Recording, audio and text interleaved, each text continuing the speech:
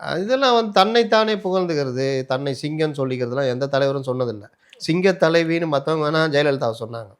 இவரே தனியா தன்ன தானே சிங்கம்ன்னு சொல்லிக்கிறாரு. ஆனா சிங்கத்துக்கு கூடிய தைரியம் இருந்தா, இந்த சிங்க தலைவனுக்கு தைரியம் இருந்தா, கவின் கொலைய பத்தி பேச வேண்டியது தானே.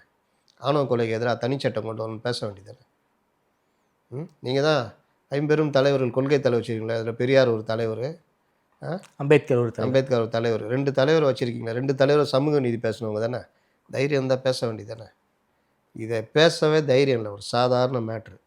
இவரு சிங்க தலைவரா. எம்ஜிஆர் கூட தன்னை சிங்கம்னு சொல்லிக்கல.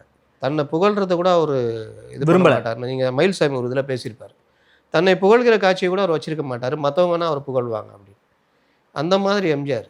அதனால நீங்க ஃபர்ஸ்ட்டு நீங்க ஒரு பொலிட்டிக்கல் லீடரா நீங்க என்ன மெசேஜ் இந்த மாநாட்டில மத்தவங்களுக்கு பேசணும்னு சொன்னீங்கன்னு பார்த்தா, அ இந்த ஆடியோ லான்ச்ல பேசுற அதே அடுக்குமொழி வசனங்கள பேசிட்டு அங்கிள் இதே இந்த கிண்டல் கேலிலாம் வந்து ஒரு லீடர்ஷிப் குவாலிட்டி கிடையாது.